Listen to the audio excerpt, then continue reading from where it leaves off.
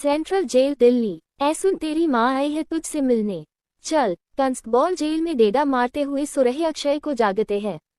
कुछ वक्त बाद अक्षय एक रूम में सुधा जी के आगे खड़ा था। दोनों के बीच कांच की दीवार थी और टेलीफोन के जरिए उनमें बातचीत हो सकती थी। सुधा जी रोते हुए, कैसा है मेरा बच्चा, देख क्या हालत बना ली है तूने अपनी। सुधा के आंसू बहे जा रहे थे लेकिन अक्षय के चेहरे पर इसका कोई असर नहीं था। वो खामोश सा बैठा गहरी सोच में डूबा में था। सुधा जी आगे, मैं पूरी कोशिश कर रही हूँ मेरा बच्चा, तुझे जल्दी ही यहाँ से निकाल लूंगी, कुछ नहीं होने दूंगी तुझे। चल टाइम खत्म हो गया। कांस्टेबल ने अक्षय के हाथ में हथकड़ी लगाए और उसे लेकर जाने लगा। पीछे खड़ी सुधा जी मुंह दबाए बिलख उठी, लेकिन अक्षय के मुंह से एक शब्द नहीं फूटा। असल शब्दों से ज्यादा किसी की खामोशी से डर लगता है, जो आज कहीं ना कहीं सुधा को भी अक्षय की खामोशी से फिल हो रहा था।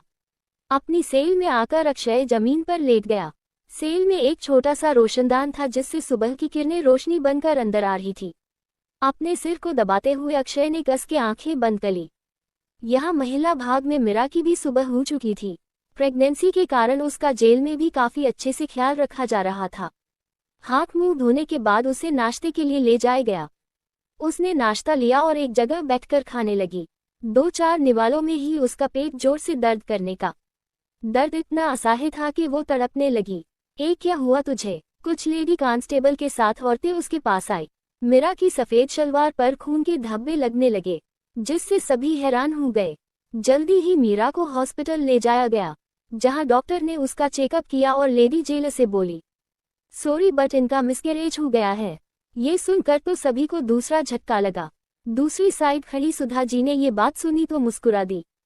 तुझ जैसी गंदी नाली से मैं अपने बेटे का वंश पैदा करवाऊंगी, कभी नहीं। ये सारा क्या धरा सुधा जी का था। किसी की नजरों में आए वो हॉस्पिटल से रवाना हो गई। पैलेस दिल्ली। पलक जी को देख अव्या हैरान रह गई। वही पलक जी अपनी बाहें फैलाते हुए, अब वही खड़ी रहोगी या आकर गले भी लगोगी? अव्या दौड़ते हुए आए और सीधे पलक जी के गले से लग गई। पलक जी ने भी उसे सीने लगा लिया। दोनों की आंखों में आंसू आ गए। पलक जी अव्या के सिर पर प्यार से हाथ फिराते हुए, मुझे माफ कर दे मेरी बच्ची, मैंने गलत किया। कानों सुना सच मान बैठी, जबकि कभी कभी आंखों देखा सच भी सच नहीं होता। अव्या उनसे अलग हुई। मम्मा माफी मुझसे नहीं, अभय से मांगिए, गलत अपने उन्हें समझा था। पलक जी ने हाँ में सिर हिला दिया और सामने खड़े अभय की ओर बढ़ने लगी। अभय ने भी उनके ओर कदम बढ़ा दिए। अब पलक जी कुछ कहती उससे पहले ही अभय ने झुककर उनके पैर छू लिए, जिससे पलक जी के आंसू बह निकले। हमेशा खुश रहूं मेरे बच्चे। अभय ने पलक जी के आंसू पोंछे। पलक जी अभय से माफी मांगने को हुई तो अभय ने उन्हें रोक दिया। इसकी जरूरत नहीं है मम्मा, दुनिया की कोई भी हूँ माँ हूँ, अपने बच्चे के लिए अच्छा ही चाहेंगी। वही आपने अपनी बेटी के लिए भी किया, इसीलिए माफी मांगने की कोई जरूरत नहीं है। पलक जी मुस्कुरा दी और अभय को गले से लगा लिया। सच में बेटा मैं बहुत गलत थी, कंकर को हीरा समझ रही थी और हीरे को पत्थर। पलक जी रोए जा रही थी। उन्हें अपनी गलती का बहुत पछतावा था।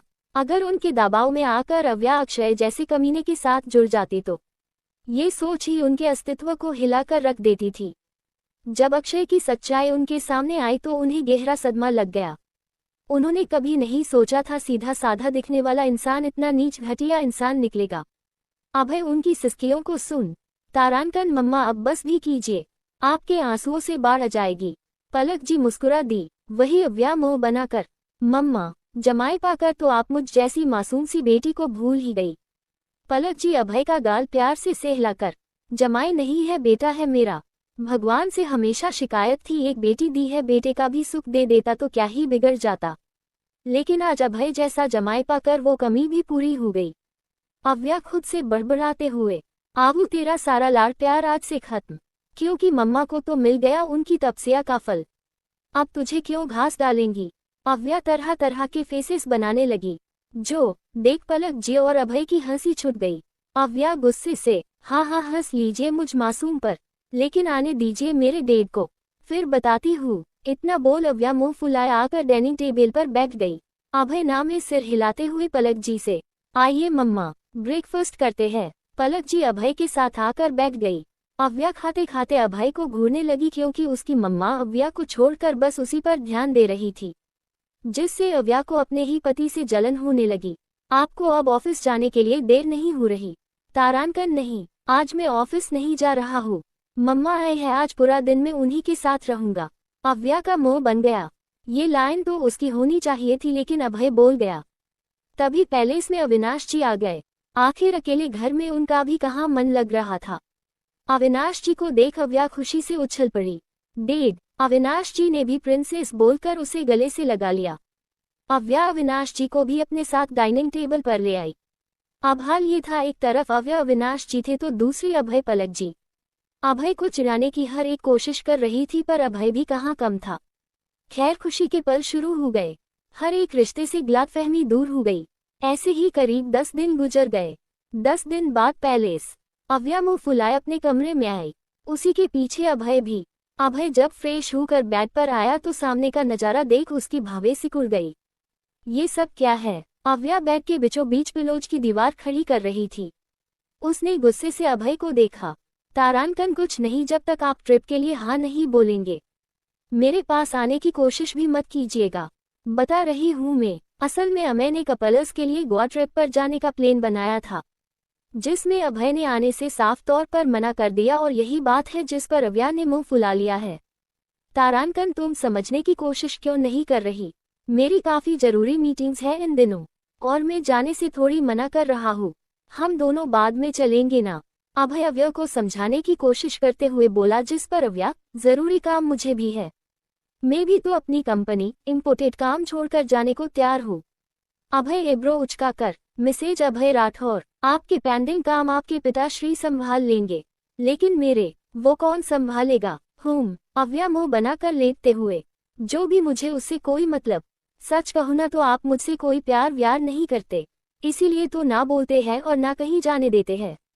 अव्या नौटंकी करते हुए ब्लैकेट तान कर लेट गई और अभय बस उसके नाटक को देखता ही रह गया। आधी रात गए जब अव्या की आंख खुली तो देखा पिलो की दीवार वैसे ही खड़ी है। अव्या ने सोचा था अभय इसे हटाकर उसके पास आएगा, लेकिन ऐसा कुछ नहीं हुआ। तारांकन, क्यों हटाएंगे? अकड़ जो इतनी भरी पड़ी है। अव्या करवट बदल कर लेट गई, लेकिन इतने दिनों में अभय के साथ की काफी बुरी आदत लग चुकी थी। पहले दिन भर की थकान थी इसीलिए सो गई, लेकिन अब अभय की बाहों के बिना नींद आना मुश्किल था। अव्या से अब और रहा नहीं गया तो वो उठकर बैठ गई। गुस्से से बैग की दूसरी साइड देखा तो हैरान रह गई। ये कहाँ गए? अभय की साइड बिल्कुल ही खाली पड़ी थी। अव्या जब कॉन्फर्म हो गया तो कमरे के बाहर अभय को ढूंढने निकली। इतनी रात को ये कहाँ गए? अव्या की कदम रुक गए जब स्टडी से आती लाइट की रोशनी देखी। अभय यहाँ होंगे, देखना पड़ेगा। अव्या स्टडी रूम में आई। सामने देखा तो अभय स्टडी टेबल पर बैठा लैपटॉप पर कुछ काम कर रहा है। अव्या ने वॉल पर लगी घड़ी पर टाइम देखा तो रात के 3 बज रहे थे। आप इतनी रात गए यहाँ क्या कर रहे हैं? अव्या अभय सामने आकर खड़ी हो गई। अभय ने एक नज़र उसे देखा और फिर अपना काम करते हुए, कुछ नहीं, बस गोवा जाने की तैयारी कर रहा हूँ। क्या हम भी ट्रिप पर जाएंगे? अव्या बेहद ही खुशी से बोली, जिस पर अभय ने पलकें झपका दी। अव्या इतनी खुश हो गई कि झट से आकर अभय की गोद में बैठ गई। अभय तो संभल ही नहीं पाया, पर जल्दी ही अव्या की कमर थाम ली ताकि वो गिरे ना।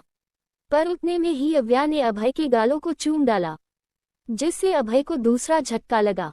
अव्या उसके गले लगते हुए, तारांकन, हम भी जाएंगे, कितना मजा आएगा। उद्धरण चिन्ह। अव्या की इतनी करीब और हलचल से अभय के अंदर गर्मी पैदा होने लगी। अव्या उसे बेचैन देख, अभय, एवरीथिंग ओके? अभय नाम में सिर हिला दिया। अब अव्या कुछ कहती उससे पहले ही अभय ने अपने होठ अव्या के होठों से मिला दिए और पेशेंस के साथ उसे चूमने लगा। अव्या पहले तो हैरान हुई, मगर बाद में एकदम शांत हो गई। उसकी पकड़ अभय की टी शर्ट पर कसते चली गई। वही अभय के हाथ अव्या की नाजुक सी कमर पर फिसलने लगे। वो उसके होठों को छोड़ कॉलर बॉन की ओर बढ़ने लगा। अव्या की बॉडी सिहर उठी, हाथ अभय को रोकने लगे।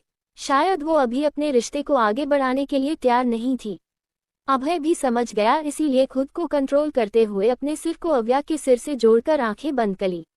दोनों की सांसें आउट ऑफ कंट्रोल थी। कुछ समय बाद अभय अव्या के फेस पर आ रहे बालों को सही करते हुए, अब तुम जाकर आराम करो। तारांकन, आप नहीं चलोगे? तारांकन, नहीं, अभी थोड़ा काम बाकी, ट्रिप पर चलने से पहले कंप्लीट कर लूँ तो अच्छा है। तारांकन, ठीक है, मैं भी यही बैठी हूँ, आप अपना काम कर लो। उद्धरण चिन्ह। अव्या वैसे ही अभय की गोद में बैठी रही। अभय भी बस मुस्कुरा दिया और अपना काम कंटिन्यू करने लगा। अव्या काफी देर तक यूं ही उसे निहारती रही। सच में ये इंसान बिना कहे ही उसे कितना समझता है, वरना आजकल का प्यार तो जिस्म से शुरू होकर जिस्म पर ही खत्म हो जाता है। लेकिन अभय वो सबसे अलग है। उसने प्यार तो अव्या की रूह से किया है, और जहाँ रूह से प्यार होता है वहाँ जिस्म की तमन्ना नहीं होती। अपनी किस्मत पर खुश होते हुए अव्या नींद के आगोश में चली गई। जब उसकी गर्म सांसें अभय ने अपने सिर पर महसूस की तो देखा अव्या उसे मजबूती पकड़कर गहरी नींद में सो रही है। अभय प्यार से उसके सिर को सहलाने लगा और मन में, तारांकन कभी नहीं सोचा था एक दिन तुम ऐसे ही मेरे इतने करीब होकर मेरी बाहों में आराम फरमा रही होंगी। अभय अव्या की मासूम सी सूरत को देखते हुए, जानती हूँ जब मैंने सुना था तुम अक्षय से शादी करने वाली हो मेरे दिल पर क्या गुजरी थी। कितना तड़पा था मैं, सिर्फ तुम्हें खो देने के डर से। रात रात भर बस तुम्हारे ही बारे में सोचता था। तुमसे दूर रहने का ख्याल ही मेरे रोंगटे खड़े कर जाता, क्योंकि बहुत प्यार करता हूँ तुमसे मैं लिटिल, बहुत ज्यादा। बोलते हुए अभय ने अव्या के माथे को चूम लिया, साथ ही बंद आंखों से एक आंसू की बूंद बहकर गालों पर लुढ़क गई। 2 दिन बाद गोवा। सभी गोवा पहुंच गए। इस ट्रिप में हमारे तीनों कपल्स मौजूद थे, अमेय, प्रिया, अभय, अव्या और साथ ही अंकित, मुस्कान भी। अंकित ने अपना हाले दिन मुस्कान के आगे खोल कर रख दिया। उसके लव कैप्शन को सुन मुस्कान ने भी देरी नहीं की और तुरंत ही हाँ बोल दिया। दोनों एक दूसरे को पसंद करते हैं, ये बात ज्यादा देर तक किसी से छुपी नहीं और इन दोनों की फैमिली सामने आ गई। मुस्कान अच्छी संस्कारी गुणी लड़की है जानकर राठौर फैमिली ने भी कोई आपत्ति नहीं जताई। वैसे भी राठौर फैमिली कभी भी दो सच्चे प्यार करने वालों को अलग नहीं करती, बल्कि उन्हें एक करने की कोशिश करती थी। मुस्कान की फैमिली में भी किसी को कोई इतराज नहीं था, इसीलिए सबके मशवरे के बाद नतीजा ये था कि अगले महीने इनकी एंगेजमेंट कर दी जाए। यहाँ हमारे तीनों कपल्स बीच में बैठे अपने अपने पार्टनर के साथ खूब मस्ती मजाक कर रहे थे, जिन्हें अंकित कैमरे में कैद कर रहा था। थोड़ी देर में वो लोग रेत के घर बना रहे थे। अव्या, अभय भी एक दूसरे को छेड़ते हुए घर बना रहे थे। तभी प्रिया मुस्कुराकर, तारांकन ये घर बनाते बनाते बचपन की याद नहीं आ रही है जिस पर आवो। हाँ दी। अभय, आपको पता है डेट जब भी फैमिली ट्रिप पर आते थे तो हमेशा हमें इसी बीच पर लाते थे और फिर हम सब मिलकर ऐसे ही अपना अपना घर बनाते थे। मुकु हंसते हुए, और तू हमेशा चिल्ला चिल्ला कर रो दिया करती थी क्योंकि तेरा घर सबसे छोटा बना करता था। अव्या ने मुंह बना लिया तो प्रिया, फिर मामा जी इसकी हेल्प करते थे जिससे आयु का घर हम सबसे बड़ा बनता था। क्यों? तारांकन, हाँ, और ये देखिए इस बार हमने आप सबसे बड़ा घर बनाया है। अव्या खुशी से रेत से बना मह उसे दिखाते हुए बोली, जिस पर अभय उसे बाजुओं से पकड़ अपने करीब करते हुए, क्योंकि ये हमने बनाया है हमारा घर। उन दोनों को देखिए सभी मुस्कुरा दिए और अंकित ने दोनों की साथ में बहुत ही खूबसूरत फोटो खींच ली। कुछ वक्त बाद ये तीनों लड़कियां बचपन के दिनों को याद करते हुए खूब एंजॉय कर रही थी, तो वही तीनों लड़के बस अपनी अपनी वालियों को प्यार से निहार रहे थे। अमेय गाल पर रखे प्रिया को देख रहा था जो बैठी नारियल पी रही थी। आंखों में डूब जाने को हम बेकरार बैठे हैं। प्रिया मुस्कुरा दी। वही अंकित अमेय के कंधे पर अपनी कोनी टिकाकर समुंदर के पानी में अव्या के साथ बैठी मुस्कान को देखते हुए, एक पल में सब लुटाने को उस पे ही यार बैठे हैं, उस पे ही यार बैठे हैं। अभय साइड में बैठा जिसकी नजर अपनी मासूम सी लिटिल पर थी, उसका हंसता हुआ चेहरा देख वो भी होली से मुस्कुरा दिया। बरसों से एक चेहरा दिल में रहता है जो यार शायद कहीं उसको है हमारा इंतजार। अभय की आवाज सुन अव्या उसकी ओर देखने लगी, जिस पर अभय दिल वाली जगह पर हाथ रखते हुए, हाय रे हाय क्या कहे जब देखे वो भर के आंखों में प्यार।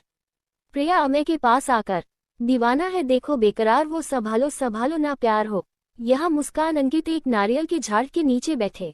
मुस्कान अंकित के चेहरे पर उंगलियां घुमाते हुए, अपना बना के देखो दिल ना चुरा ले वो ऐसा क्यों लगे है बोलो ना। झुम चिकी चिकी झुम तुम बोलो है वो कौन जो बार बार ये दिल खोता है देख के उसको झुम चिकी चिकी झुम।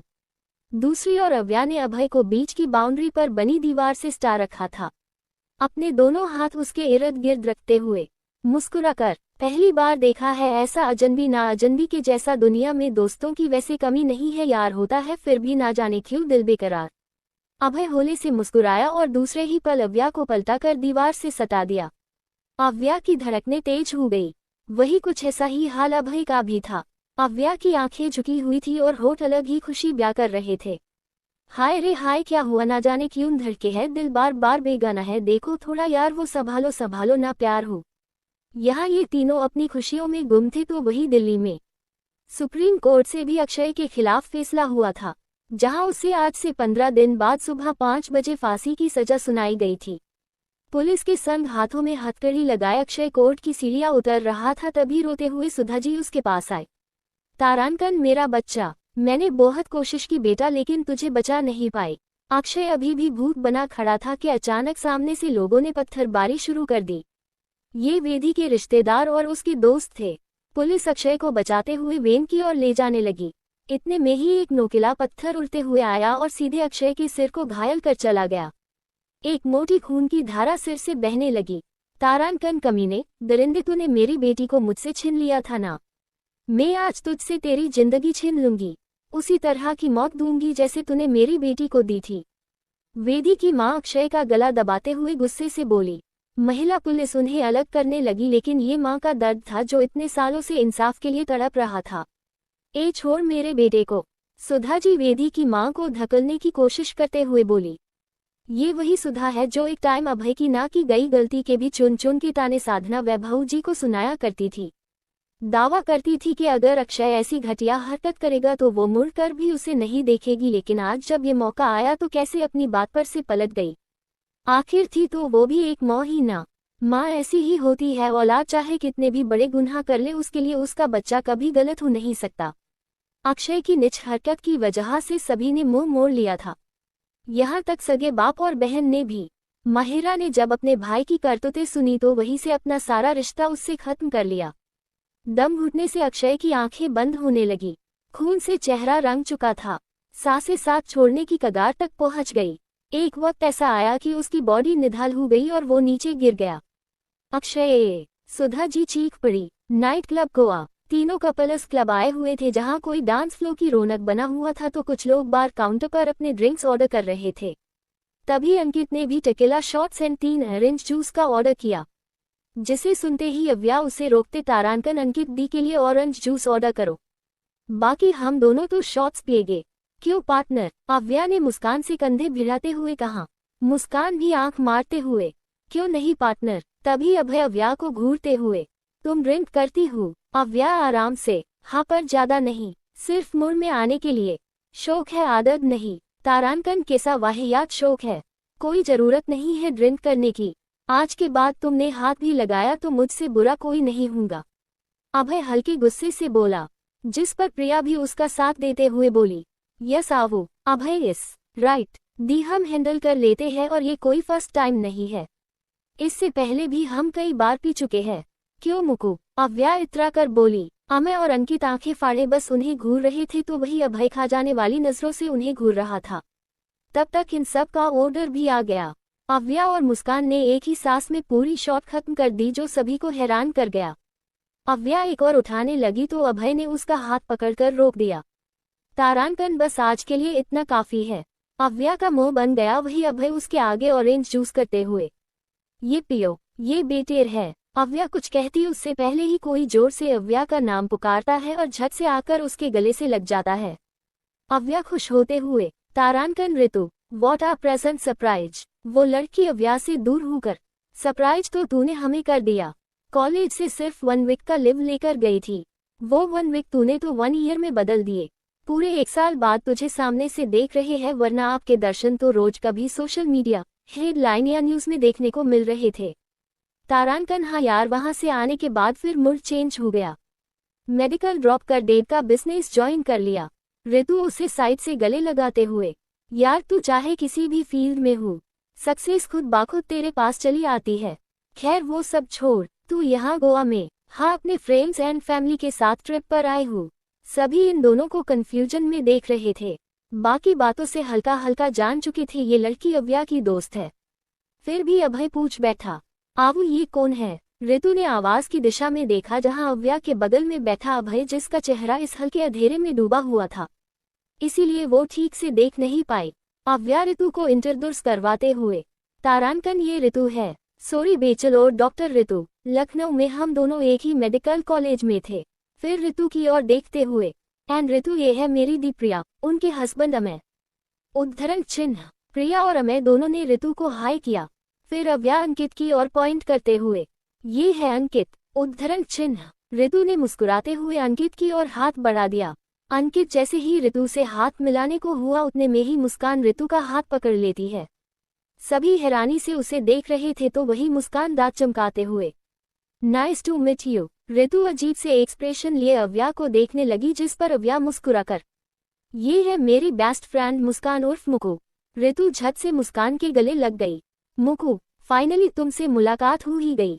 उद्धरण चिन्ह। ऋतु मुस्कान से दूर होते हुए, तुम्हारे बारे में इस अव्या के मुंह से काफी कुछ सुना है।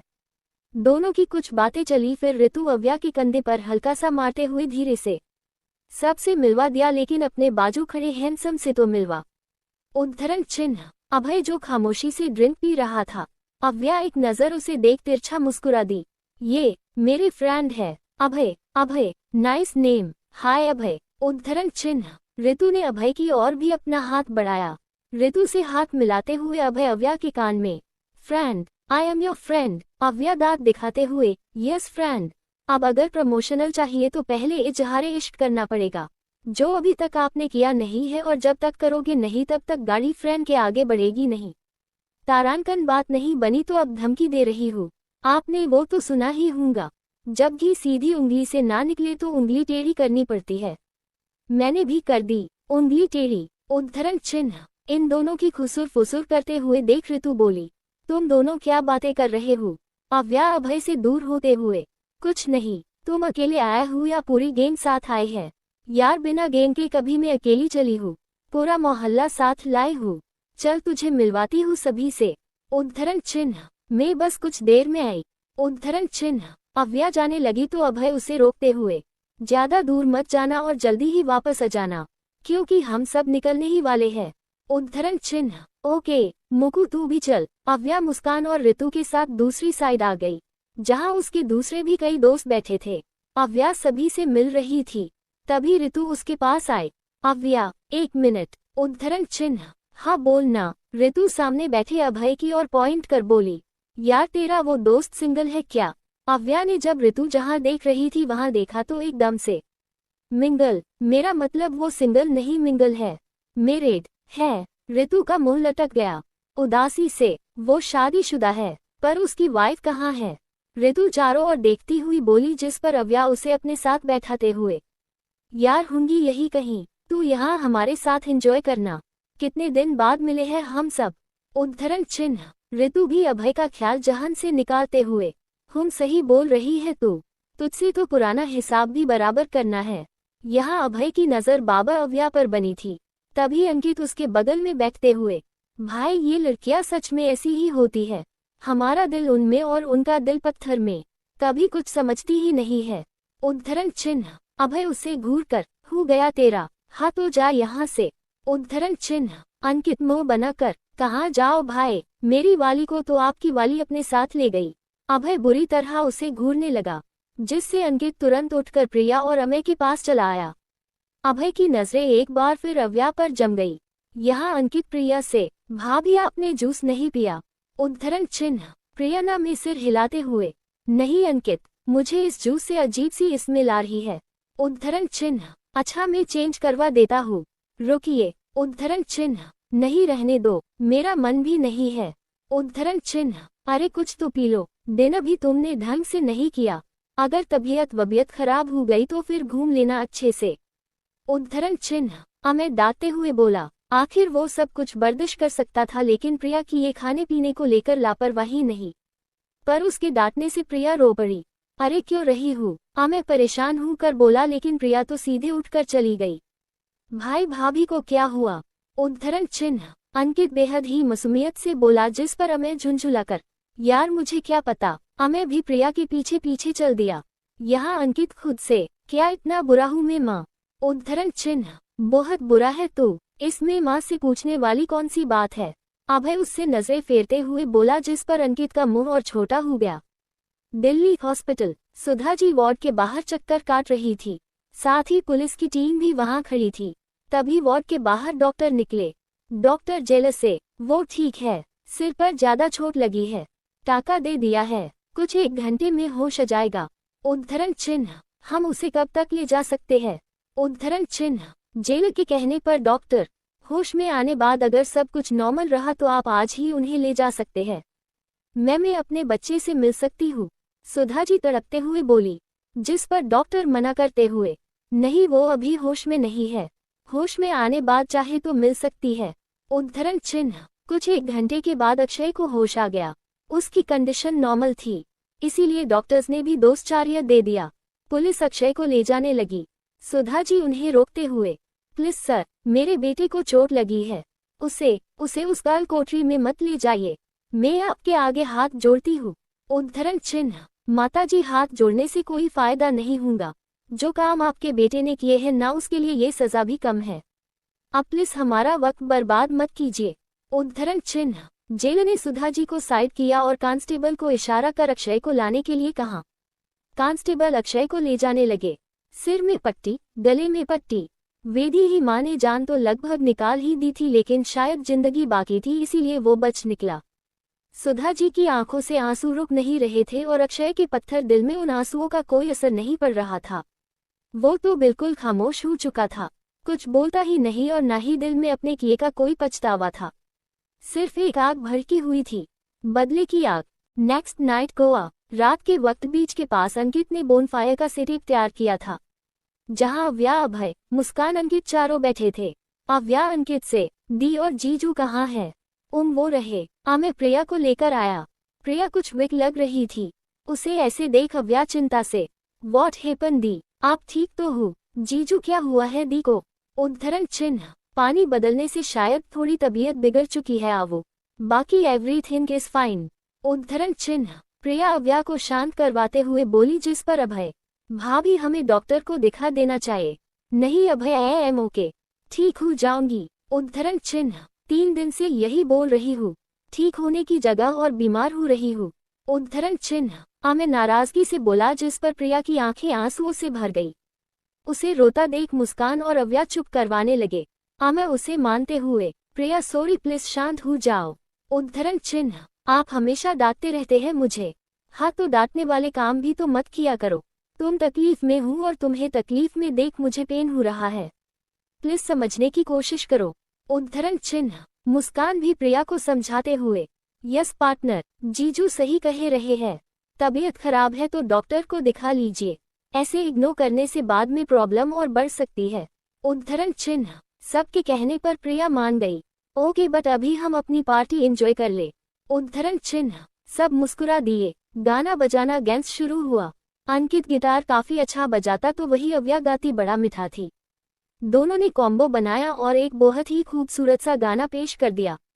अभय को अब अपने ही भाई से जलन हो रही थी, इसीलिए उसने अव्या को झट से अपने बाजू खींच लिया। अव्या हैरानी से उसे देखने लगी। वही अभय, घूरो मत वरना यही समुंदर में उठाकर फेंक दूंगा। अव्या भी उसकी आंखों में आंखें डालते हुए, रहे लो मेरे बिना, अगर हाँ तो फेंक दो, क्योंकि मेरे से ज्यादा नुकसान आपका ही होगा। उद्धरण चिन्ह, अभय खामोश हो गया। वही अव्या मुस्कुरा उठी, क्योंकि आज पहली बार वो अभय को चुप करवाने में कामयाब हुई थी। यह मामला अब गेम्स की ओर बढ़ा। सभी ने ट्रूथ एंड डेयर डिसाइड किया।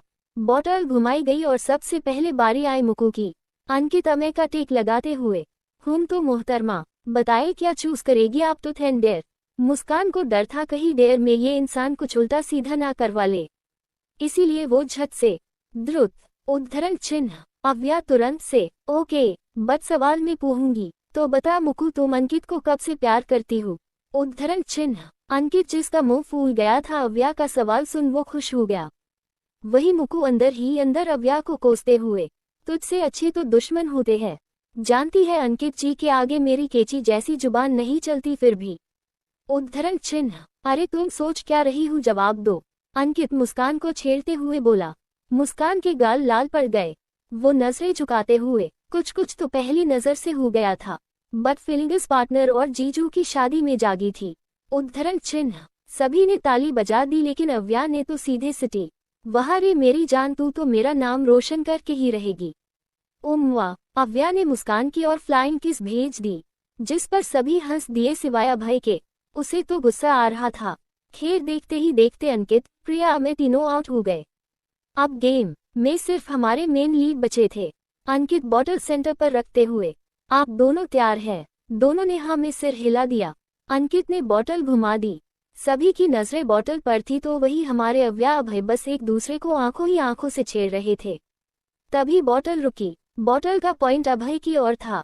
मुस्कान और प्रिया आकर अव्या से चिपक गए, क्योंकि बोले तो गर्ल्स जीत गई थी। मैं अभय से, हाँ भाई दूध एंड डेर डेर। प्रिया कमर पर हाथ रखते हुए, हम तो देवरानी सा बताए क्या करवाया जाए आपके वीर से। उद्धरण चिन्ह। अंकित उछलकर, कथक, भरतनाट्यम, कथकली, मणिपुरी, ओडिसी, कुचिपुड़ी या मुजरा। बोलो। उद्धरण चिन्ह। मैं हंस पड़ा। वही अभय की तो मुठिया कस गई। अव्या में सिर हिलाते हुए, नहीं ये सब मेरे हस्बैंड के लिए नहीं बने हैं।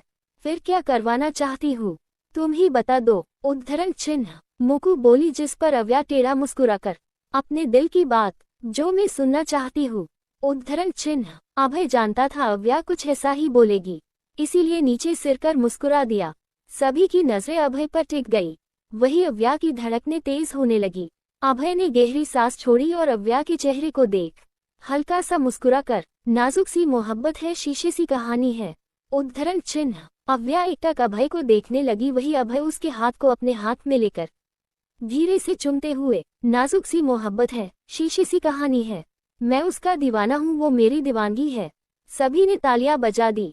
अव्या जो अब तक अभय में खोई हुई थी, वो होश में आई। अंकित अभय के गले से लगते हुए, भाई आप तो मोहब्बत में शायर भी बन गए। आज तक सिर्फ सुना था, पर अब देख भी लिया। तभी अव्या में सिर हिलाते हुए, ये चीटिंग है। आपने चीटिंग की है अभय। क्या चीटिंग की है मैंने, बताओ। उद्धरण चिन्ह। अभय अनजान बनते हुए बोला, जिस पर प्रिया अमय भी पूछने लगे। अव्या कुछ कहती उतने में ही उसका मोबाइल घंघना उठा। अव्या अभय को घूरते हुए साइड में चली गई। कॉल अविनाश जी का था। कुछ मिनट बात करने के बाद अव्या उन सभी के साथ आकर बैठ गई, लेकिन अभय से बात नहीं की। यहाँ अमय, प्रिया, अंकित, मुस्कान अपनी ही मजाक मस्ती में लगे थे। अभय अव्या के कान में धीरे से, नाराज हूँ। उद्धरण चिन्ह। अव्या गुस्से से, नहीं बहुत ज्यादा खुश हूँ। उद्धरण चिन्ह। तुम्हारी शक्ल से तो नहीं लगता। उद्धरण चिन्ह। अभय सपाट तौर पर बोला, जिस पर अव्या धीमे से, जानते थे ना मुझे क्या सुनना है, फिर भी आप जानकर भी अनजान बने रहे। देख लीजिए, जितना मुझे तंग कर रहे हैं ना आप, इस सारे इश्क के जवाब में मैं भी आपको इंतजार दूंगी। अव्या गुस्से गुस्से में बोल गई, लेकिन उसकी कही बात अभय के दिल को चुभ गई। इंतजार, ये शब्द वो उस इंसान से बोल रही है जो पिछले 5 सालों से सिर्फ उसका इंतजार ही तो कर रहा है। जहां उसके इस लंबे इंतजार से अनजान अव्या खफा हुई बैठी थी। अभय शांत होकर बैठ गया। उसने आगे कोई शब्द नहीं कहा। अव्या के लिए छोटी सी लाइन थी, लेकिन अभय के लिए, उसके लिए तो ये तेजाब सा था। दोनों खामोश से बैठे रहे तब तक जब तक उनके कानों में अमय की चीखने की आवाज ना पड़ी। दीद। प्रिया अमय की बाहों में झूल गई, जिसे देख सभी घबरा गए। अव्या रोते हुए, दी, जीजू दी को क्या हुआ। उद्धरण चिन्ह। अमय जो खुद शौक में था, उसे भी समझ नहीं आ रहा था अचानक हंसती खेलती प्रिया को क्या हो गया। अभय अमय को हिलाते हुए, भाई भाभी को लेकर कमरे में चलिए, मैं डॉक्टर को कॉल करता हूँ। उद्धरण चिन्ह। अमय ने प्रिया को गोद में उठाया और होटल की ओर बढ़ गया। कुछ वक्त बाद सभी कमरे के बाहर खड़े थे। सभी बेचैन थे और डॉक्टर के आने का वेट कर रहे थे। तभी डॉक्टर कमरे के बाहर आई। अमय तुरंत, डॉक्टर क्या हुआ है मेरी वाइफ को, घबराने वाली कोई बात तो नहीं है ना, वरना मैं उसे लेकर हॉस्पिटल चलता हूँ। उद्धरण चिन्ह। मिस्टर अमय रिलैक्स, घबराने वाली कोई बात नहीं है, बल्कि खुशी की खबर है, आप फादर बनने वाले हैं। Your wife is pregnant. ये खबर सुन अमय एक सेकेंड के लिए मूर्ति बन गया। अभय और अंकित दोनों उसके गले लग गए। वही अव्या और मुस्कान तो खुशी से झूम उठी। कांग्रेचुलेशन भाई, भाई मैं चाचू बनने वाला हूँ। ओह गॉड, मुझे तो यकीन नहीं हो रहा। उद्धरण चिन्ह। अमय भी अपने दोनों भाइयों के गले से लग गया और अंकित का सिर सहलाकर, और मैं पापा बनने वाला हूँ। फिर वो तीनों अलग हुए। अव्या और मुस्कान तो पहले ही कमरे में घुस गई थी। उन्हीं के पीछे ये तीनों बॉयज भी अंदर आ गए। प्रिया को होश चुका था और डॉक्टर ने उसे प्रेगनेंसी की खबर भी दे दी थी। खुशी और हैरानी दोनों के मिले जुले भाव उसके फेस पर थे। अव्या दौड़ते हुए आए और उसके गले से लग गई। दी, मैं मासी बन गई। उद्धरण चिन्ह। तभी अभय उसे बीच में टोकते हुए, 1 मिनट वॉट मासी, तुम चाची हूँ बनोगी। उद्धरण चिन्ह। अव्या में सिर हिलाते हुए। उद्धरण चिन्ह। नहीं मैं चाची नहीं, आप मौसा बनोगे। उद्धरण चिन्ह। नहीं चाची, तुम मेरी वाइफ हो उस लिहाज से चाची हुई। उद्धरण चिन्ह। आप मेरे हस्बैंड है उस तरीके से आप मौसा हुए। ये चारों कभी एक दूसरे को देखते तो कभी सामने लड़ रहे चाचू मासी को। तभी अमय उन्हें रोकते हुए, 1 मिनट, एक काम करो, तुम दोनों बाहर जाकर डिसाइड कर लो कौन क्या बनेगा, तब तक मैं अपनी बीवी से शांति से बात कर लेता हूँ। उद्धरण चिन्ह। जी जो इसमें डिसाइड करने जैसा क्या है, मैं मासी हूँ और अभय मौसा। उद्धरण चिन्ह। यार ये मौसा कितना ओल्ड फैशन है और चाचू कितना कुल लग रहा है। मैं चाचू और तुम चाची, बस बात खत्म। उद्धरण चिन्ह। दोनों को शांत करवाते हुए प्रिया, अच्छा जब बेबी आ जाएगा तब खुद उससे ही पूछ लीजिएगा कौन मौसा है और कौन चाची। ओके। उद्धरण चिन्ह। दोनों ने हाँ में सिर हिला दिया। अमय प्रिया से उसकी हाल खैरियत पूछने लगा। तभी अंकित खुशी से उछलते हुए, भाभी आपको क्या चाहिए, बेटा या बेटी। अमय तुंत, बेटी। प्रिया एब्रो उछकाते हुए, क्यों बेटी क्यों, बेटा क्यों नहीं। उद्धरण चिन्ह। अमय ने ना में सिर हिला दिया जिसपे प्रिया, बट मुझे बेटा चाहिए। अब ये दोनों मियाँ बीवी शुरू हो गए बेटा और बेटी के लिए। अंकित अपना सिर पीटते हुए, अब ये लोग शुरू हो गए। उद्धरण चिन्ह। अंकित धीरे से मुस्कान से, तुम्हें क्या बनना है, मासी या चाची। उद्धरण चिन्ह। मुस्कान शर्मा कर, जो आप बनाना चाहे। उद्धरण चिन्ह। मैं तो तुम्हें चाची बनाऊंगा। उद्धरण चिन्ह। प्रिया की प्रेगनेंसी की खबर सुनते ही राठौर मेंशन में खुशी की लहर दौड़ गई। यहाँ से ये तीनों कपल्स भी दिल्ली के लिए खाना हो गए। जाते वक्त अव्या अभय के साथ चापोरा किला पहुंची। अव्या किले की दीवार पर पैर लटकाए बैठी थी। तभी अभय, तुम मुझे यहाँ क्यों लेकर आए हो। उद्धरण चिन्ह। अव्या उसका हाथ पकड़ अपने साथ बैठा लेती है। गूगल पर सर्च किया था, गोवा की मेमोरेबल प्लेसेस के बारे में तो फर्स्ट पर यही सजेस्ट हुई। हमारी लोकेशन के करीब में भी थी तो चलिए आए आपको लेकर। उद्धरण चिन्ह। तुम मेरे साथ मेंबर्स बना चाहती हो। अव्या मुस्कुरा कर, हाँ, क्योंकि किसी और के साथ बनाने का लाइसेंस तो एक्सपायर हो गया। होता भी तो आप बनाने देते। अभय उससे घूर कर, सोचना भी मत वरना तुम्हारी एक गलती से 3 जाने जाएगी। अव्या कन्फ्यूजन से, 3 कैसे। अभय सीरियस होकर, एक वो, दूसरी तुम और तीसरा मैं। उद्धरण चिन्ह। उस अभागे का तो समझ आता है, मेरा भी कुछ कुछ समझ आ गया लेकिन आप कैसे। उद्धरण चिन्ह। इस वक्त वो किले के टॉप पर बैठे थे। सामने नदी होने से हवाएं तेज और ठंडी बह रही थी। अव्या के बाल हवा में उड़ने लगे। वही अभय उसकी आंखों में देखते हुए, तुम्हारे बिना तो वैसे भी जिंदगी जहनुम बन जाएगी, फिर मैं जी कर भी क्या करूंगा। उद्धरण चिन्ह। अव्या ने उसके होठों पर अपने होठ रख दिए, जिससे अभय के आगे के शब्द उसने गले में ही रह गए। अव्या आंखें बंद किए उसके होठों को सख्त करने लगी। अभय उसके चेहरे से थोड़ा सा दूर हटते हुए, लिटिल तुम्हें अभी भी किस करना नहीं आती। अव्या ने गुस्से से मुंह फेराना चाहा मगर अभय ने तुरंत उसके होठों को अपने कब्जे में ले लिया। दोनों मदहोश होकर एक दूसरे को चूम रहे थे। 1 हफ्ते बाद सेंट्रल जेल में सभी कैदी अपने अपने कामों में लगे थे। अक्षय रसोई में घुसा कुछ कैदियों के साथ रात का खाना बना रहा था। उसने चूल्हे में आग लगाए और बर्तन चढ़ा दिया। इस 1 महीने में उसकी हालत बद से बदतर हो चुकी थी। हड्डियों में चंडी चिपक गई थी, रंग दब चुका था लेकिन जो नहीं बदला था वो था उसका दिल। अभी भी वैसा ही काला और इशरा से भरा हुआ था। तभी कांस्टेबल उसके पास आया। पूरी रात नहीं है तेरे पास यहाँ सोचने के लिए, फटाफट हाथ चला। उद्धरण चिन्ह। अक्षय ने एक नज़र उस कांस्टेबल को देखा फिर अपने काम में लग गया। अभी कुछ ही मिनट गुजरे होंगे इतने में जोर का धमाका हुआ और पूरा रसाई घर आग को लपटों में झुलस गया। कैदी कांस्टेबल एवं जेलर भी इस भड़कती आग को बुझाने की कोशिश में लगे थे। यहाँ सबको बिजी देख अक्षय छुपते हुए जेल की बाउंड्री तक पहुंच गया। आग फैलती जा रही थी, जिसे ठंडी करने में सब बिजी थे, जिसका अक्षय ने फायदा उठाया और बाउंड्री की दीवार से एक लकड़ी की प्लाई हटाई। सामने रास्ता निकल गया और बिना वक्त गवाए अक्षय पुलिस की कैद से भाग निकला। अगली सुबह पैलेस दिल्ली। अभय डाइनिंग टेबल पर बैठा न्यूज़पेपर पढ़ रहा था। इतने में उसे जूतों की कटकट सुनाई पड़ी। सामने नजर गई तो पलकें झपकना ही भूल बैठी। दिल तेजी से धड़क उठा। वो अपने दिल पर हाथ रखते हुए धीरे से, ये लड़की किसी दिन मुझे हार्ट अटैक देकर ही मार डालेंगी। सामने सीढ़ियों से अव्या अपनी शर्ट के स्लीव्स फॉल करते हुए नीचे आ रही थी। ब्लू शर्ट जिसके ऊपरी 2 बटन खुले और स्लीव एल्बो तक फोल्ड थी। व्हाइट पेंट, खुले बाल, पैरों में व्हाइट स्नीकर्स, हाथ में ब्लैक वॉच और गले में पिंक रूबी पेंडेड, लाइट मेकअप और पिंक कलर की लिपस्टिक के साथ उसने अपना पूरा लुक कंप्लीट किया था। अव्या आकर अभय के बराबर में बैठ गई। वही अभय न्यूज़पेपर साइड में रखते हुए। कहीं जा रही हूँ? अव्या ब्रेड खाते हुए। हाँ, फिलहाल तो कंपनी जा रही हूँ।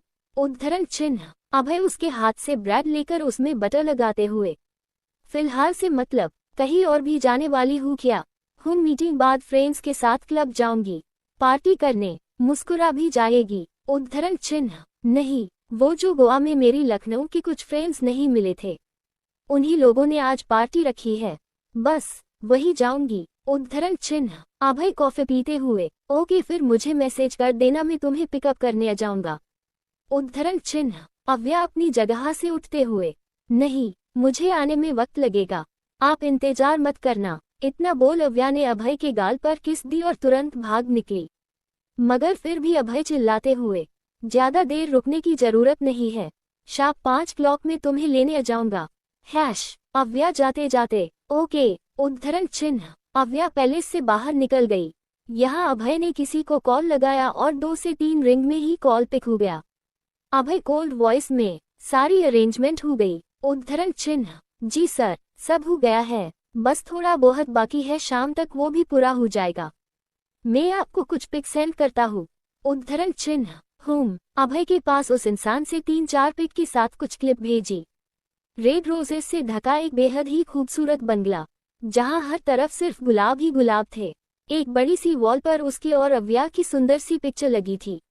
ये पिक्चर शायद प्रिया और अमय के संगीत के वक्त थी, जब अव्या अभय ने दादाजी को सरप्राइज दिया था और उसमें अव्या ने साउथ इंडियन लुक किया था। अभय क्लिप को देख मुस्कुरा कर, आज तुम्हारी सारी शिकायत खत्म कर दूंगा और वो भी कह दूंगा जो तुम सुनना चाहती हो। अभय ने आज अव्या को प्रपोज करने का सारा इंतजाम कर दिया था। वो भी अब और उसे नहीं तड़पना चाहता था। खैर, देखते ही देखते शाम के 4:30 बज गए। अभय अपने केबिन में बैठा काम कर रहा था। आज का दिन तो उससे कटाए नहीं कट रहा था। बार बार घड़ी देखता और फिर अपने मोबाइल को। इतना भी क्या बिजी है जो एक कॉल करना तक जरूरी नहीं समझ रही।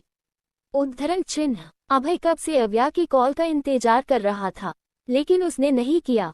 अभय भी मुंह फुलाए बैठा, तभी उसका मोबाइल बज उठा। अभय की मुस्कान चौड़ी हो गई। उसने झट से मोबाइल उठाया, लेकिन जितनी तेजी से मुस्कुराहट आई थी उतनी ही तेजी से चली भी गई, क्योंकि कॉल अव्या का नहीं बल्कि अविनाश जी का था। अभय ने कॉल रिसीव किया। नमस्ते डैड। उद्धरण चिन्ह। खुश रहूं बेटा। बेटा, प्रिंसेस तुम्हारे साथ है क्या? नहीं डैड, कुछ काम था आपको। उद्धरण चिन्ह। तारांकन बेटा, काम तो नहीं था, मैं कब से उसे कॉल ट्राई कर रहा हूँ लेकिन कॉल स्विच ऑफ आ रहा है। अविनाश जी परेशान होकर बोले। अव्या का मोबाइल बंद आ रहा है, ये सुन अभय को भी टेंशन होने लगी, लेकिन उसने बयां होने नहीं दिया।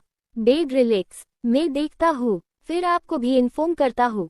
उद्धरण चिन्ह। अभय ने कॉल डिस्कनेक्ट किया और सीधे अव्या को मिला दिया। आप जिस नंबर से संपर्क करना चाहते हैं वो अभी स्विच ऑफ है, कृपया कुछ समय बाद प्रयास करें। The number you want to contact is currently switched off, please try again after some time. उद्धरण चिन्ह। अभय ने 3 से 4 बार कर ट्राई किया, मगर जवाब हर बड़ी सेम ही था। अभय ने कोट उठाया और केबिन के बाहर निकल गया। उसके चेहरे पर घबराहट साफ झलक रही थी। तभी सूर्य कुछ फाइलों के साथ उसके सामने हाजिर हुआ। सर, इसमें अभय उसकी बात बीच में ही काटते हुए, लिटिल इस वक्त दीवान ग्रुप में है या नहीं, जल्दी पता करो। उद्धरण चिन्ह। जी सर। उद्धरण चिन्ह। सूर्य ने भी ज्यादा सवाल नहीं किया। यहाँ अभय कुछ समय बाद कार में बैठा था, तभी उसे सूर्य की कॉल आई। कॉल पिक होते ही सूर्य, सर मैं को कंपनी से निकले 2 घंटे के ऊपर हो चुके हैं। उद्धरण चिन्ह। ओके। अभय ने कॉल डिस्कनेक्ट कर दिया। माथे पर पसीने की बूंदें चमकने लगी। एक अनचाहा डर दिल में पैदा हो गया। उसने मोबाइल निकला और कुछ करने लगा, मगर सिर्फ और सिर्फ निराशा ही हाथ लगी। उसने गुस्से से मुठियां बिछ ली और आंखें कसकर बंद कर ली। तभी मोबाइल एक बार फिर घंघना उठा। इस बार कॉल सिटी के डीस्क का था। अभय ठंडी आवाज में, बोलिए डीस्क सर। उद्धरण चिन्ह। Disk sir. सर, कल रात अक्षय हमारी कैद से फरार हो चुका है। फिर डीस्क सर ने अभय को सब बता दिया, जिससे अभय की आंखें सुर्ख और चेहरा काला पड़ गया। वो कुछ नहीं बोला और सीधे कॉल डिस्कनेक्ट कर दिया। राठौर मेंशन। अभय की कार राठौर मेंशन में आकर रुकी। वो लंबे लंबे कदम लेकर मेंशन के अंदर आया। सोफे पर वैभव जी बैठे दादाजी से बातें कर रहे थे। साधना जी किचन में शाम के खाने की तैयारी कर रही थी। अमय और प्रिया अपने कमरे में थे। सुधा जी किसी से कॉल पर बातें वगैरह कर रही थी और अंकित कहीं जाने लिए मेंशन से बाहर जा रहा था। अरे भाई, आप अव्या भी आपके साथ आए हैं क्या? लेकिन अभय ने उसे इग्नोर कर दिया। उसके चेहरे के भाव देख अंकित अंदर तक हिल गया। वो भी अभय के पीछे पीछे चल दिया। भाई, व्हाट हैपन? क्या हुआ है? उसकी आवाज सुन सभी डोर की ओर देखने लगे। वैभव जी मुस्कुराकर, बेटा तुम इस वक्त, उद्धरण चिन्ह। लेकिन अभय ने उनका भी कोई जवाब नहीं दिया, बस सीधे जाकर सुधा जी को गले से पकड़ लिया। अभय, सब एक साथ चीख पड़े। प्रिया अमय भी नीचे आ गए। अभय की पकड़ सुधा जी के गले पर कसते जा रही थी। सुधा झटपटाने लगी। सभी हैरानी से अभय को देख रहे थे। उस काला पर चुका चेहरा और लाल आंखें ही बता रही थी वो कितना गुस्से में है। अभय दांत पीसकर, अक्षय कहाँ है? उद्धरण चिन्ह। सुधा जी घुटती हुई आवाज में, का दादाजी गुस्से से चिल्लाकर, अभय ये कैसा सवाल है? अक्षय इस वक्त जेल में है। ये है उद्धरण चिन्ह। अभय भी चीखते हुए, वो जेल में नहीं है, फरार हो चुका है, और हो ना हो मेरी लिटिल भी उसी के पास है। ये सुन सभी को दूसरा झटका लगा। अभय सुधा जी का गला और जोर से दबाते हुए, मिसेज कपूर, मुझे पता है आप जानती है अक्षय कहाँ है, इसीलिए बता दीजिए, वरना वो कर बैठूंगा जिसका मुझे कभी अफसोस नहीं होगा। उद्धरण चिन्ह। सुधा जी की आंखें बंद होने लगी। अमय अभय को पीछे खींचते हुए, अभय क्या कर रहे हो? वो मर जाएगी, छोड़ो उन्हें। अभय की पकड़ ढीली हो गई और सुधा जी धड़ाम से नीचे गिर गई। साधना जी हैरानी से, अव्या उसके पास है। अभय क्या बोल रहे हो बेटा? उद्धरण चिन्ह। अभय की आंखों में आंसू भर गए, लेकिन फिर भी वो खुद को कंट्रोल करते हुए, मोम, मेरी लिटिल का दोपहर से कुछ पता नहीं चल रहा। मैंने हर जगह देख लिया है लेकिन वो कहीं नहीं मिली। उद्धरण चिन्ह। बेटा किसी दोस्त वोसत के साथ होंगी। वैभव जी अभय को समझाते हुए बोले, लेकिन अभय ने ना में सिर हिला दिया। नहीं डैड, मैंने हर जगह मालूम कर लिया है, वो कहीं नहीं है। उद्धरण चिन्ह। अभय सुधा जी के पास आया। मिसेज कपूर, प्लीज मैं आपसे रिक्वेस्ट कर रहा हूँ, बता दीजिए अक्षय कहाँ है, क्योंकि मैं जानता हूँ मेरी लिटिल उसी के पास है। बता दीजिए इस वक्त अक्षय कहाँ है? सुधा जी बिना किसी भाव के, मैं नहीं जानती। उद्धरण चिन्ह। अभय चीखते हुए, झूठ झूठ बोल रही है आप, हर रोज आपकी उससे बात होती है और आज भी आपने की थी। उद्धरण चिन्ह। सुधा जी डर के उछल गई। अभय के इस रूप से उनका बदन कांप रहा था। तभी वैभव जी गुस्से से, सुधा, तुम जानती हो अक्षय कहाँ है? सुधा जी अभी भी ना में सिर हिला देती है। तभी एक जोर का थप्पड़ सुधा जी के गाल पर पड़ा। ये थप्पड़ दादाजी ने मारा था। दादी गुस्से से, सुधा, मैं आखिरी बार पूछ रहा हूँ, अक्षय कहाँ है? सुधा जी रोते हुए, मैं सच में नहीं जानती पापा वो कहाँ है। मेरी बात जरूर होती है उससे, लेकिन वो ज्यादा कुछ कहता ही नहीं। बिल्कुल पत्थर की मूरत बनकर रह गया है मेरा बच्चा। सुधा जी जोर जोर से रोने लगी। अभय ने अपना मुंह फेर लिया। अमय उसके कंधे पर हाथ रख दिलासा देते हुए, अभय कुछ नहीं होगा उसे, हम सब मिलकर ढूंढते हैं उसे। उद्धरण चिन्ह। अभय कुछ नहीं बोला। यहाँ अमय अभय वैभव जी ने अपने सारे सोर्सेस लगा दिए थे अव्या को ढूंढने में। सब कॉल पर लगे, अव्या से रिलेटेड क्लूज ढूंढने लगे। इतने में ही पलक जी भी मुस्कान के साथ राठौर मेंशन पहुंच गई। अव्या के लापता होने की खबर उन तक भी पहुंच गई थी, जिससे अब उन्हें संभालना मुश्किल हो रहा था। देखते ही देखते शाम से रात हो गई, लेकिन अव्या का कोई पता नहीं चला। अभय की नजरें अपने मोबाइल में गड़ी हुई थी। तभी एक मैसेज के साथ उसका मोबाइल चमक उठा। अभय ने तुरंत चेक किया। उसके चेहरे पर भी उम्मीद की चमक पैदा हो गई। अभय कहाँ जा रहा है? उद्धरण चिन्ह। भागते हुए अभय को अमय ने टोकते हुए पूछा, लेकिन अभय ने कोई जवाब नहीं दिया, बल्कि कार लेकर मेंशन से बाहर निकल गया। डैड में भी उसके साथ जाता हूँ। अमय जाने लगा तो अंकित भी उसके साथ चलते हुए, भाई मैं भी चलता हूँ आपके साथ। उद्धरण चिन्ह। दोनों अभय की कार का पीछा करने लगे। यहाँ अभय को अव्या की लोकेशन ट्रेस हुई थी, जिसके सहारे वो उस तक पहुँचने वाला था। अभय ने अपने सारे गार्ड्स को भी काम पर लगा दिया। क्या मिलेगी अव्या अभय को? यहाँ अभय उस जगह पर पहुंचा जहां से अव्या की लोकेशन मिल रही थी।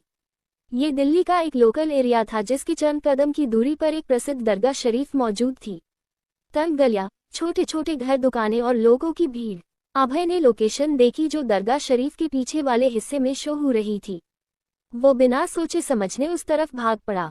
पीछे पीछे गाय समय अंकित भी दौड़ पड़े। कुछ कदम की दूरी पर एक खुले मैदान में अव्या की कार बेतरतीबी से खड़ी थी। कुछ उम्मीद की किरण के साथ अभय कार के पास आया, मगर जैसी ही कार खोली उसके पैरों तले जमीन खिसक गई। कदम लड़खड़ा गए। अगर अभय ने संभाला ना होता तो सीधे नीचे गिर जाता।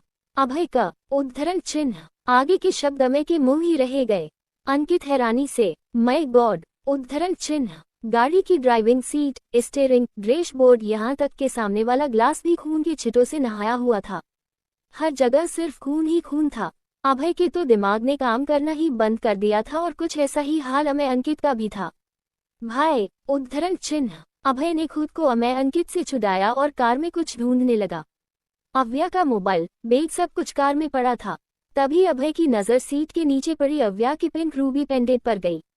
उसने हाथ में लिया। अभय का हाथ भी खून से रंग गया। पेंडेंट के बैक साइड पर ट्रैकर लगा था जिसके जरिए अभय यहाँ तक पहुंच पाया था। अंकित की आंखों में आंसू आ गए। भाई, कहीं आवू को कुछ। अभय के हाथ कांप उठे। वही अमय उस पर चिल्लाते हुए, स्टॉप इट अंकित, कुछ नहीं हुआ है आवू, वो यहाँ नहीं है, मतलब वो ठीक है। उद्धरण चिन्ह। अमय अभय के कंधे पर हाथ रख। अभय, आवू थोड़ी बहुत जख्मी हुई होंगी और ऐसी हालत में ज्यादा दूर नहीं गई होंगी। हमें यहाँ आसपास चेक करना चाहिए। उद्धरण चिन्ह। अभय पूरा ब्लैक हो चुका था। उसने 3 से 4 बार हाँ में सिर हिला दिया। अभय 2-4 ठंडी सांसें छोड़ते हुए अपने गार्ड से, सारे इस एरिया में फैल जाओ, किसी भी हाल में, किसी भी हाल में, दांत पिसते हुए, मुझे मेरी लिटिल चाहिए, समझे। उद्धरण चिन्ह। अभय की गुस्से वाली आवाज सुन गार्ड्स यहाँ तक अमय भी डर से कांप उठा। सारे गार्ड्स यहाँ वहाँ फैल गए। कुछ के साथ अमय तो कुछ के साथ अंकित चल दिए। कुछ गार्ड्स अभय के साथ थे। हर जगह अव्या को ढूंढा जा रहा था। अभय हर लुक्का चौराहे पर बैठे लोगों से अव्या का फोटो दिखाकर पूछ रहा था, लेकिन किसी को कुछ नहीं पता था। यहाँ दरगाह शरीफ के बाहर महफिल सजी थी। कव्वाल इश्क पर कसीदे सुर और ताल में सुनाए जा रहे थे। उसी महफिल में बैठे एक शख्स में कव्वाल से बोला, जनाब ये इश्क क्या है। कव्वाल मुस्कुरा दिए और सुर में बोले, इश्क वो बला है, इश्क वो बला है जिसको छुआ इसने वो जला है, दिल से होता है शुरू, दिल से होता है शुरू, पर कमबख्त सर पे चढ़ा है। कभी खुद से, कभी खुदा से, कभी जमाने से लड़ा है, इतना हुआ बदनाम, फिर भी हर जुबा पे अड़ा है इश्क की साजिशें, इश्क की बाजियां हारा, मैं खेल के 2 दिलों का जुआ। यहाँ अभय हर एक राह चलते आदमी से अव्या की फोटो दिखाते हुए पूछ रहा था। कोई ना में सिर हिला देता तो कोई नहीं मालूम कहेकर आगे बढ़ जाता। क्या तुमने छोटी इस लड़की को यहाँ आसपास कहीं देखा है? नहीं। उद्धरण चिन्ह। अभय उस आदमी को रोकते हुए, जरा ठीक से देखो, शायद कहीं आज दिन में देखा हो। उद्धरण चिन्ह। वो आदमी भी गुस्से से चीखते हुए, नहीं ना भाई, नहीं देखा। पहले तो लड़की भाग निकलती है अपने प्रेमी के साथ, फिर घर वाले निकल पड़ते हैं गली चौराहे पर ढूंढने। अभय का गुस्सा फट पड़ा। उसने उस आदमी को कॉलर से पकड़ लिया और चिल्लाते हुए, वो ऐसी वैसी लड़की नहीं है, जबान संभाल कर बात कर, समझा, जानता भी है किसके बारे में बोल रहा है। हाँ, क्यों तूने मेरी फुर्सत की, क्यों दिल में इतनी हरकत की, इश्क में इतनी बरकत की, ये तूने क्या किया। पीछे से सूर्य अभय को पकड़ते हुए, बॉस अभी मेम को ढूंढना ज्यादा इम्पोर्टेंट है, प्लीज चलिए। उद्धरण चिन्ह। अभय ने उस आदमी का कॉलर छोड़ दिया। वो आदमी भी ऐसे भागा जैसे गधे के सिर से सिंग। अभय एक बार फिर अपनी खोज में लग गया, लेकिन सिर्फ निराशा ही हाथ लगी। फिर अब मारा मारा, मैं चांद से बिछड़ा तारा, मैं दिल से इतना क्यों हारा मैं, ये तूने क्या किया। अभय की आंखों में आंसू आ गए। हर बीतते समय के साथ उसकी हिम्मत भी जवाब दे रही थी। अव्या की दूरी उसे पागल बना रही थी। सारी दुनिया से जीत के मैं आया हूँ इधर, तेरे आगे ही मैं हारा, किया तूने क्या असर।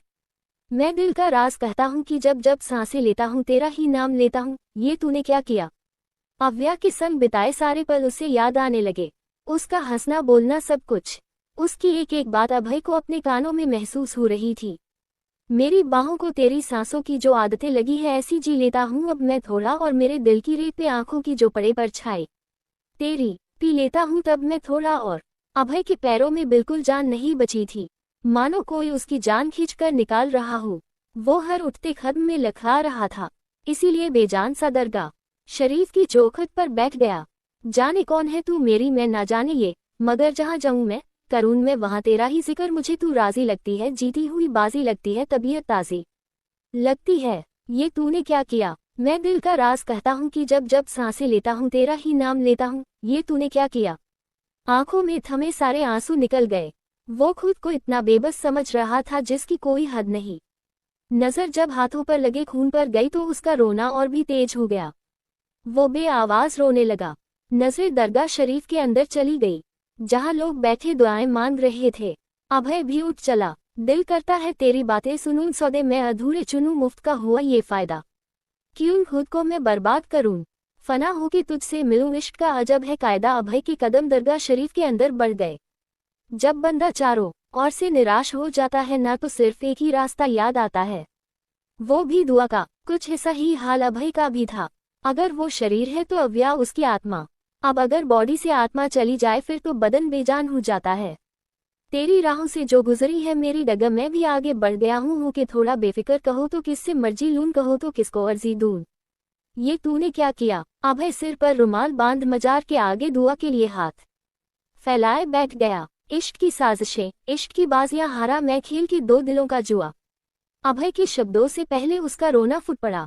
धीमी धीमी आवाज के साथ उसके आंसू आंखों से जुदा हो रहे थे। 27 साल की जिंदगी में पहली बार था जब अभय इस तरह आवाज कर रोया था। उसके बोल नहीं निकल रहे थे, गला इस तरह जाम हो चुका था। फिर भी हिम्मत कर अभय ने कहना शुरू किया, मुझे मांगना नहीं आता मौला, लेकिन तू तो सब जानता है मुझे क्या चाहिए। मैंने आज तक किसी के आगे हाथ नहीं फैलाए, आज पहली बार तेरे दर पर कुछ मांगने आया हूँ। मुझे मेरी जिंदगी, मेरी जान, मेरी मासूम सी लिटिल लौटा दे। उसके अलावा तू जो चाहे ले सकता है। मेरा सब कुछ, यहाँ तक मेरी जान भी तेरे हवाले कर रहा हूँ। बस मुझे मेरी अव्या लौटा दे मौला, उसके बिना मैं जी नहीं पाऊंगा।